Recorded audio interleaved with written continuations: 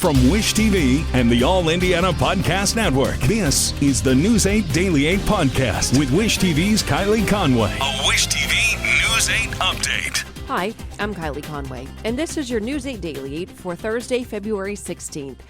It's a damp morning out there. On and off showers and storms continue later this morning. Into the afternoon hours, there could be some more of this activity, and the batch of development will be watched carefully for stronger storm potential. Tonight could see even some snow showers, mainly north of I-70 as colder air moves in. So today it's another mild day, but boy, are we in for a cool down overnight. IMPD Chief Randall Taylor defends the department's policy on releasing body camera video to the public. Taylor answered questions from city-county councilors last night. He says IMPD must find a balance between protecting the integrity of the investigation and being transparent with the community. He says the full video is rarely released. Taylor also told city-county councilors that he tries to release the videos within 30 days of an event, but the council can force IMPD to release them sooner.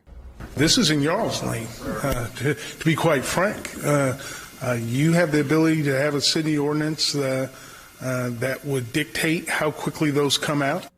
The chair of the council's Public Safety Committee says councilors have no plans to propose an ordinance changing IMPD's policy. Itemate has uncovered a potentially serious safety concern for first responders in Indianapolis. It found many traffic control devices that turn red lights to green for emergency vehicles are not working. The Department of Public Works is responsible for the maintenance and repair of the Opticon devices. Itemate asked for a list of working devices and locations. DPW sent back a statement saying there is no list. DPW also couldn't tell us which devices have been repaired since their installation decades ago. The Wayne Township Fire Department says it has 40 Opticon devices in its area, but less than 10 work. Indiana courtrooms will soon allow members of the media to bring cameras inside with some limits. The state Supreme Court made the announcement yesterday. According to the court, cameras will be limited to proceedings that are not confidential. They also cannot record jurors or juveniles. Cameras will also need to be approved by a judge. Indiana is one of the last states to approve cameras in courtrooms. The provision goes into effect May 1st. Meridian Street is getting a facelift. Indy DPW's project will fix North Meridian between the White River Bridge and 96th Street. The department says along with 9 new and repaired drainage pipes, the project will include 19 ADA-compliant curb ramps, new and upgraded traffic signals, and fresh pavement. DPW plans to have 1 lane of traffic open in either direction during the project. The department says the project will cost $8 million and fix 3.8 miles of road. It's set to be completed by the fall of this year. 2 teenagers are facing charges after police found a stockpile of weapons, including a grenade launcher. According to Indiana State Police, troopers spotted a stolen black Hyundai Tuesday morning.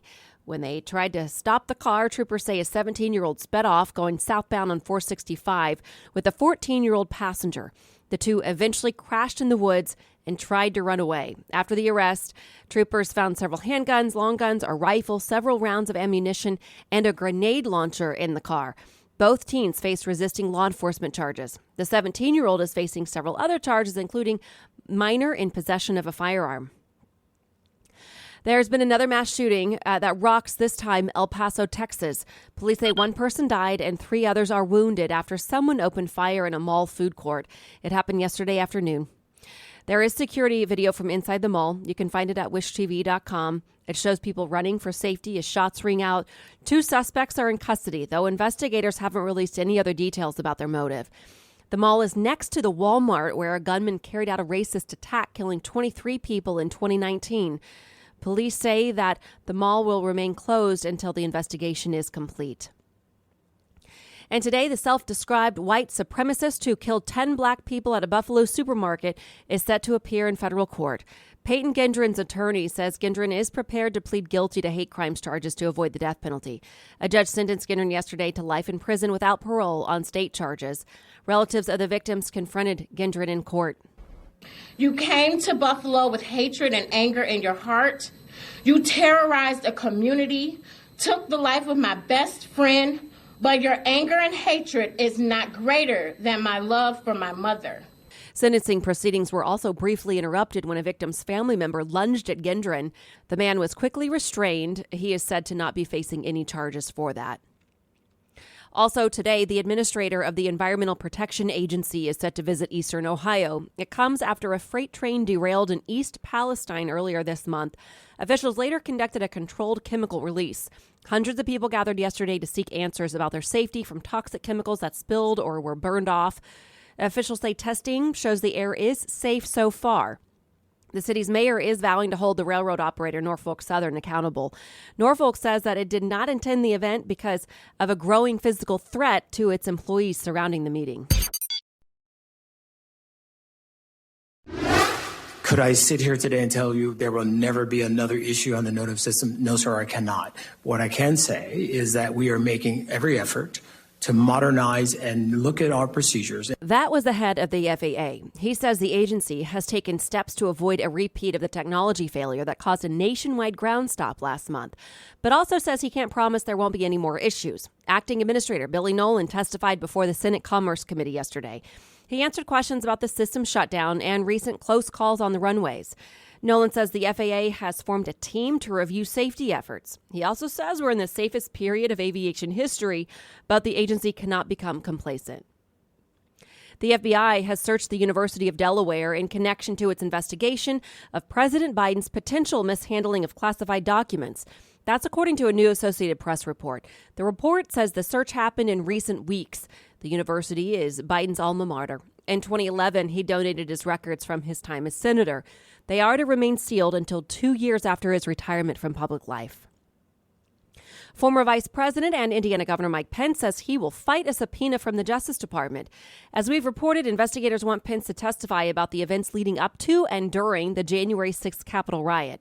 Pence spoke about the subpoena during a political appearance in Iowa yesterday. He says the Constitution protects him from it.